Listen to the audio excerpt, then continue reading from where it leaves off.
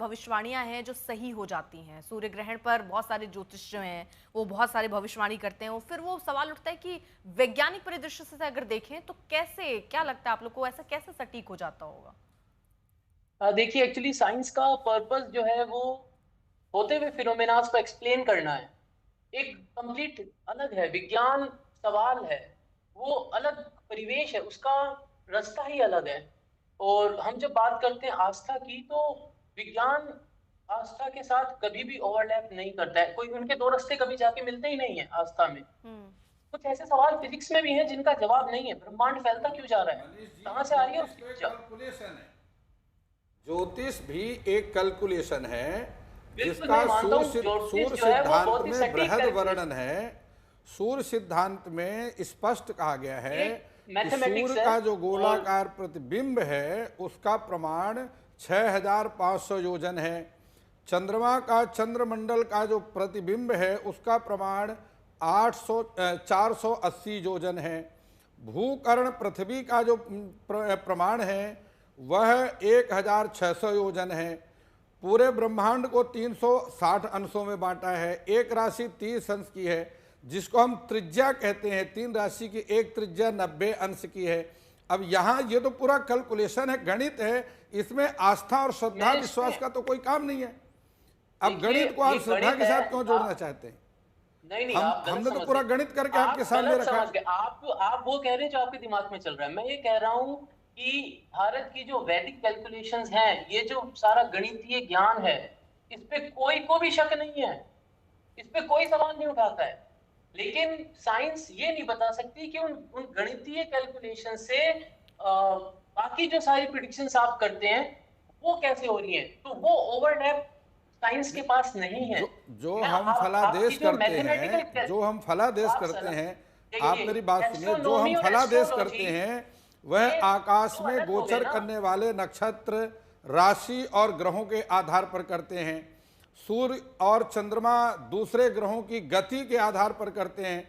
सभी की गतियां अलग अलग हैं। कौन सा ग्रह कितने, सूर्य की एक अंश प्रतिदिन की गति है, चंद्रमा इसी प्रकार से 2.25 दिन में एक राशि को पार करता है। तो सभी चंद्र ग्रहों की गति के आधार पर करते हैं और राशियों के आधार पर करते हैं। और वह राशियां, नक्षत्र और ग्रह पूरे पृथ्वी में रहने वाले छोटे से छोटे जीव को भी, यहाँ तक कि जल के अंदर रहने वाले जीव को भी प्रभावित करते हैं, वनस्पतियों को प्रभावित करते हैं, पेड़ पौधों को प्रभावित करते हैं, पशु पक्षियों को प्रभावित करते हैं, मनुष्यों को प्रभावित करते हैं। आप आस्था नहीं है तो ऐसा तो है नहीं कि आस्था नहीं है तो प्रभाव नहीं डालेंगे, वो तो प्रभाव डालेंगे, क्योंकि मनुष्य पृथ्वी में रहता है। सूर्य सिद्धांत कहता है कि हमारा आप कंट्रोल फिर भी आकाश समझ में नहीं पाए गोचर मैं करने जो बोल वाले रहा ग्रहों हूँ। पर है। मैं आपको ये बोल रहा हूँ कि इसमें सवाल नहीं कर रहा मैं। अगर आस्था है तो वो इसको मानेंगे। अच्छा, लेकिन लेकिन मनीष जी मैं मुझे ये ये बताइए ना, ग्रहण के समय जो जानवर होते हैं, जो पक्षी होते हैं, उनके व्यवहार में जो बदलाव आता है, क्या वो वैज्ञानिक रूप से सिद्ध है? देखिए, वैज्ञानिक रूप से सिद्ध होने का मतलब ये कि आप पूछें कि भाई कितने जानवरों को ऑब्जर्व किया गया, उसका कोई डेटा। साइंस देखिए क्या है, साइंस ऐसा नहीं कि किसी एक जानवर दो जानवर की बात करके हम कह सकें। साइंस है जहां पर कंटिन्यूस खूब सारे एनालिसिस किए गए हों और उनको ऑब्जर्व किया गया हो। तो एक लॉजिकल एक्सप्लेनेशन उसके लिए पूछा जाएगा कि ऐसा क्यों होता है। तो भरी दोपहर में अगर अचानक अंधेरा हो जाता है और जानवर है जो रात के समय पे जो अपने घर में रहता है, लेकिन जब सूरज की रोशनी निकल रही है तो वो बाहर निकलता है, तो उसके लिए कंफ्यूजन क्रिएट होगा।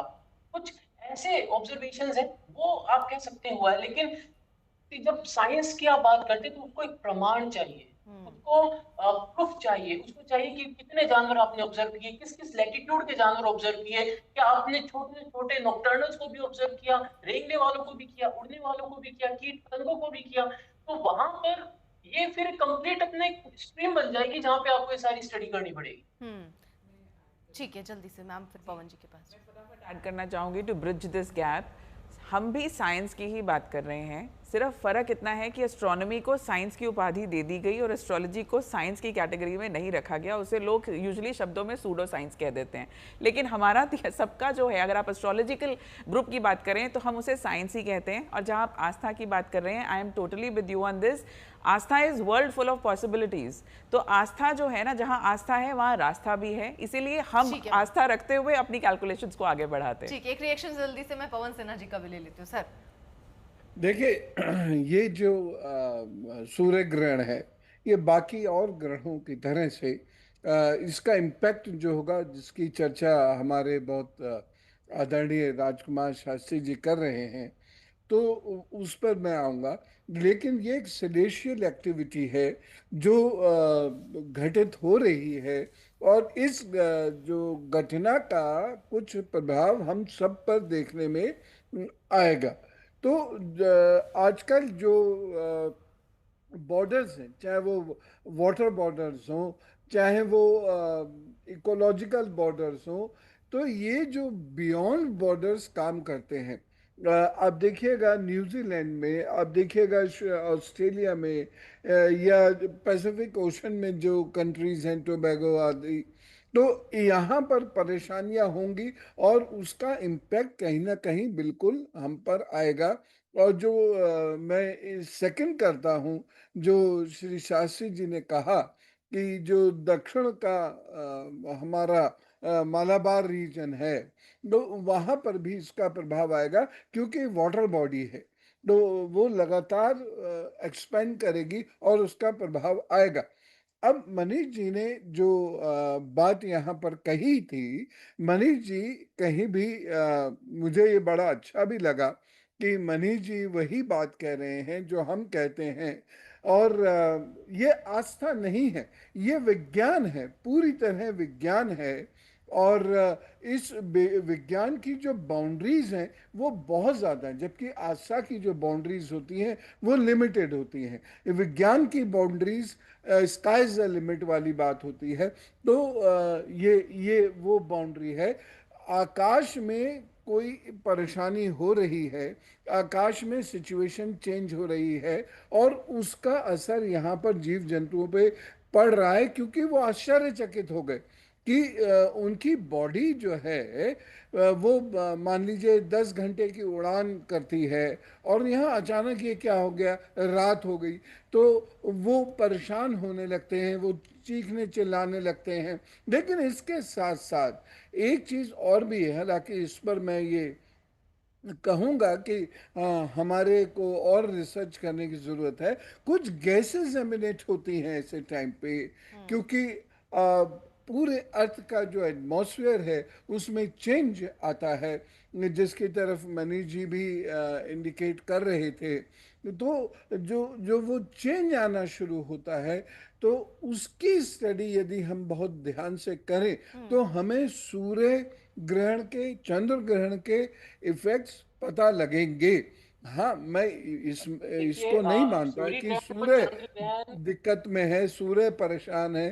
सूर्य तो आकाश के दूसरे हिस्से में वैसे ही चमक रहा है जैसे प्रतिदिन चमकता है, बस प्रकाश धरती पर आना रुक गया है।